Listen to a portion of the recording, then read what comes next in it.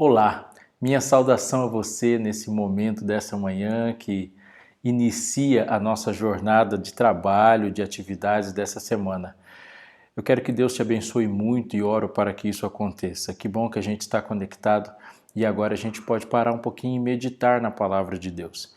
Eu quero saudar a todos que neste momento, com a Bíblia em mente ou com a vontade de buscar e se alimentar na palavra, agora para um pouquinho e junto comigo a gente consegue fazer essa corrente de fé, essa corrente de unidade, sabendo que o que nos une é a palavra de Deus e que neste momento também muitas pessoas no mundo, mesmo em outras atividades, estão conectadas com a palavra, pensando.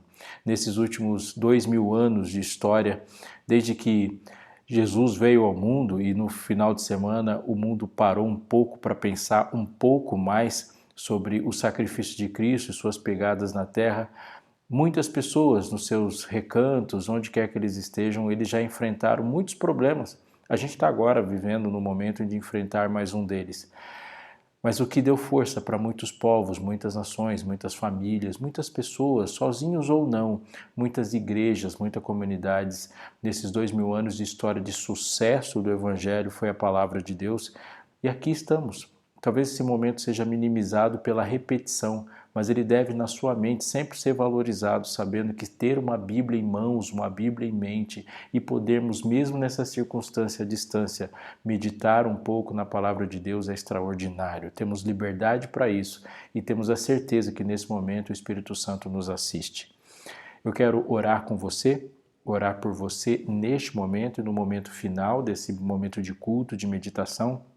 E esse primeiro momento, eu quero pedir para que Deus abençoe você neste dia, que te conceda sucesso nos seus empreendimentos, que conceda sabedoria, calma para você hoje, tranquilidade, que te conceda também saúde e santidade nos seus relacionamentos, tanto no trabalho, em todas as atividades que você tem que fazer, mas que conceda a você a paz e saber que as coisas se harmonizam pela presença de Deus na sua vida. Eu vou abrir a palavra depois disso e depois nós vamos orar de novo por outros motivos especiais. Então, onde você está, feche os seus olhos se você quiser e me acompanhe nessa oração. Pai querido e santo, Deus nosso, é em nome de Jesus que nos aproximamos de Ti na certeza de que o Senhor nos ouve. Nós temos muito que Te agradecer, sim, e queremos, Senhor, fazer esse exercício de Te agradecer pela paz, pela vida, pela liberdade, pela Tua palavra, por Jesus Cristo, por aqueles que desfrutam de relativa saúde, pela família que o Senhor nos deu, pela saúde daqueles que estão perto, não só pela nossa, pelo emprego, pela possibilidade de sonhar. E temos também, Senhor, pedidos a Te fazer. Te pedimos que o Senhor nos conceda sucesso hoje, que sejamos eficientes, Pai, e que Teu nome seja glorificado nas nossas atividades. Dá-nos relacionamentos saudáveis hoje e tranquilidade e sabedoria para as decisões que temos que tomar. Mantenha nosso coração humilde, Pai, e dá, Senhor, santidade no trato com as pessoas e que o amor apareça através de nós, até mesmo nas pequenas coisas. Cuida dos que amamos enquanto cuidamos das coisas que temos nos proposto a cuidar. E também neste momento, Senhor, dá-nos a possibilidade proveniente do Teu Santo Espírito de ter um coração sensível, uma mente aberta e disposta à Tua palavra. Em nome de Jesus. Amém. Durante essa semana eu quero meditar um pouco com você nesses momentos que temos sobre uma impopularidade da Bíblia ou sobre o assunto mais impopular da Bíblia. E por que não dizer sobre o assunto mais impopular de todos os tempos? É verdade. A Bíblia fala de pecado. E é óbvio que ela vai falar de pecado, porque conhecendo a Bíblia como um livro de salvação, a gente tem que compreender que essa salvação é a salvação de alguma coisa. E essa salvação é a salvação do pecado? Do pecado, sim. Falar de pecado é algo que faz da Bíblia um livro mais rejeitado, porque preferimos quando a Bíblia fala de Cristo e sua salvação do que quando a Bíblia fala de nós e nosso pecado. Mas é necessário, fundamentalmente, a gente falar disso porque a paz que temos, ela só pode ser proveniente da solução proposta por Jesus e toda solução começa com uma admissão do problema. Hoje eu gostaria de ler um dos versículos e talvez o versículo mais conhecido por aqueles que têm familiaridade com a Bíblia a respeito do pecado. E esse versículo está na primeira primeira epístola de João, no terceiro capítulo, no verso 4. E no verso 4 diz assim: todo aquele que pratica o pecado também transgride a lei, porque o pecado é a transgressão da lei. Eu li 1 João 3,4. Essa é uma definição clássica. Para aqueles que têm esse texto de cor, quando se fala o que é pecado, vai se responder imediatamente: pecado é a transgressão da lei. Mas eu gostaria de meditar um pouco com você na força que esse versículo tem nos seus detalhes e nas suas palavras inspiradas e escolhidas por Espírito Santo na mente de João para nos dar uma dimensão real do que ele está querendo dizer aqui. Primeiro, ele usa a palavra prática.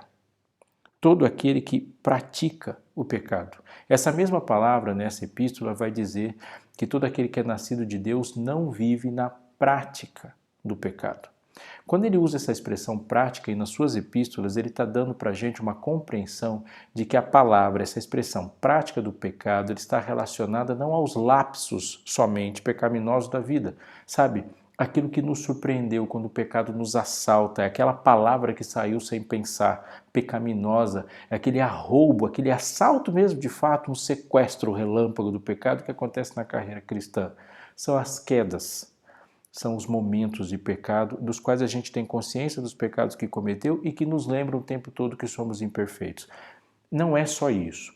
A expressão prática do pecado, ela se refere ao governo do pecado na vida. Porque ele diz assim: todo aquele que é nascido de Deus não vive na prática do pecado ou não vive pecando em algumas versões. Isso não significa que você que cometeu um pecado ou outro, que comete pecados e sabe que mesmo tendo entregue sua vida a Deus, tendo cometido pecados, você não é um fracassado na fé.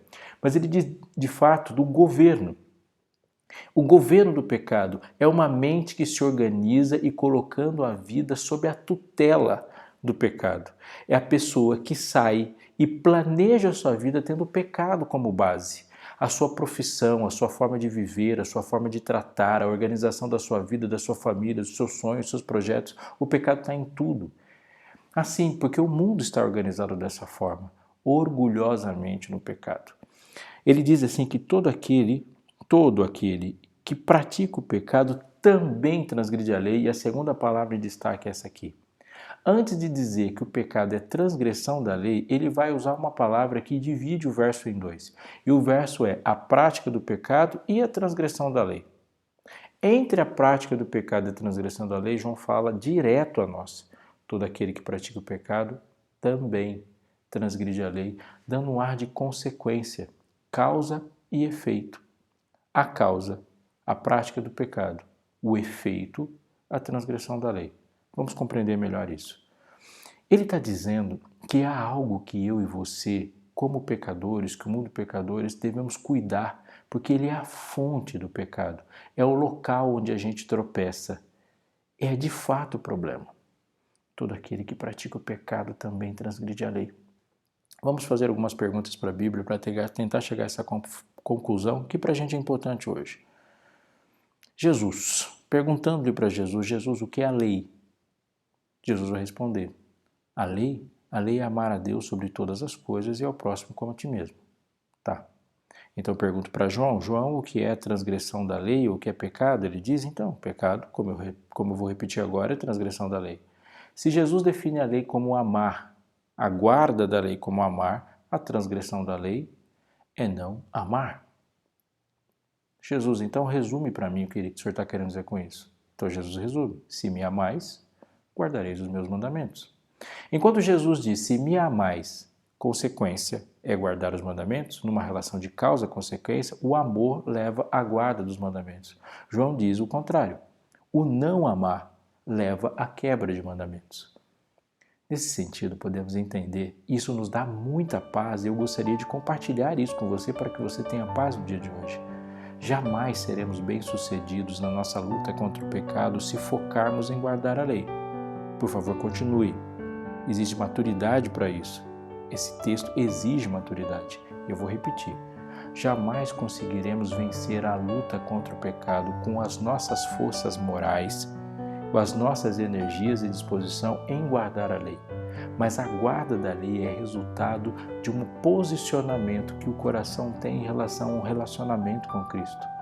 Todo aquele que deixa de amar a Cristo, que deixa de se relacionar com Ele, ou de alguma forma se afasta dele, vai inevitavelmente cometer um ato que o desagrada, e todos os atos que o desagradam estão prescritos na lei. Nós primeiro amamos, e o amor nos leva à disposição de sermos fiéis, de sermos leais, de sermos obedientes. Mas quando o relacionamento com Cristo vai se esvaziando, vai se esfriando, e a palavra não é mais aberta como relacionamento de buscar a palavra mesmo para ouvi-lo, quando os joelhos não mais se dobram para falar com Ele no relacionamento, de abrir a boca mesmo para que o relacionamento se aprofunde, quando não estamos andando de mãos dadas com Deus, nós paramos de nos importar com o gosto dEle, com a vontade dEle e com as regras que Ele colocou para que esse relacionamento cresça. Amigo, eu posso estar falando para alguém que está tentando empurrar a maré com rodo agora, na luta contra o pecado, no mau combate do pecado. Mas eu te convido a viver o bom combate da fé. E o bom combate da fé não é apenas lutar contra o pecado, mas é lutar para permanecer em Cristo. E é isso que ele diz. A única ação deliberada que você faz, e mais importante de tudo para permanecer, ou repetindo aqui, para ser aquilo que ele te chamou a ser, é permanecer. Ele diz, eu sou a videira, eu sou a fonte, eu sou a vida em você, permanecei em mim. E se você permanecer em mim, você vai dar fruto. Hoje tenha a paz de saber que seus pecados são vencidos não pela sua força, mas pela força de um relacionamento que você pode construir com Cristo. Busque a palavra para se relacionar. Dobre os joelhos, feche os olhos e abra a boca em direção ao céu para conhecer e se relacionar. Faça coisas com Ele, testemunhe para se relacionar. E entenda o que Ele quis dizer quando Ele definiu a vida eterna como conhecer a Cristo ou como conhecer a Deus. Entenda e aceite quando Ele disse que vida eterna é conhecer a Ti, ó Deus, como o único Deus verdadeiro, e a Jesus Cristo a quem enviaste. Assim, conhecer. E que a nossa promessa seja aquela feita em Oséias, capítulo 6, versos 3. Conheçamos e prossigamos em conhecer o Senhor. Conhecer e prosseguir conhecendo, amar e continuar amando, e que o amor de Cristo no nosso coração seja a causa, a razão e o sucesso de uma vida santa. Se me amais, guardareis os meus mandamentos. Que a nossa oração hoje seja para amar a Cristo. Eu vou orar por isso, para que esse amor cresça em nós, que o relacionamento com Ele cresça em nós e que Deus te proteja também nisso. Santo Deus, obrigado por este culto. Obrigado pela Tua vida em nós. Obrigado, Senhor, porque depende de Ti. Obrigado porque Tua mão está nos estendida. Dá-nos, Senhor, um relacionamento real, verdadeiro, profundo contigo. Profundo. Que a gente seja aperfeiçoado nesse amor e que o nosso relacionamento, o gosto por Ti e o desejo de não Te desagradar como alguém que amamos muito seja o combustível para não pecarmos, Senhor. E que essa mensagem seja tão forte na nossa vida e que transpareça no nosso testemunho. Antes de a gente se despedir nesse momento de culto, queremos, Senhor, Te pedir por todos aqueles que sofrem nesse momento, nesse mundo tão doente que está. Por amigos nossos, Senhor, que agora passam na nossa mente, algum familiar. Por aqueles que precisam de cura, que sejam curados, Senhor, e por aqueles que precisam de paz, que se encontrem e encontrem o abraço do Consolador. Em nome de Jesus, amém. Me despeço de você, desejando a você sucesso nessa etapa de trabalho, nessa etapa de atividades. E Deus deixa um lembrete também, 2 coisinhas. No canal nosso aqui, do NASP Campus São Paulo, se você digitar no YouTube o NASP C1, tem conteúdos espirituais fortes lá, além dos conteúdos bons que são colocados ali da nossa vida no campus. 2 se destacam, as meditações que estão todas dispostas e um especial, de um momento especial mesmo, um conteúdo muito bom que é colocado todo domingo lá. Tem 2 lá, que é de uma série muito interessante que a gente está preparado para você, e a série chama Sobretudo, e essa temporada é sobre escolhas. Aproveita e se inscreva no canal, porque isso é muito importante para a divulgação e para a propulsão desses conteúdos. Se inscreva no canal, nosso canal aqui, o NASP C1, e dá uma olhada no que tem lá para você. Deus te abençoe.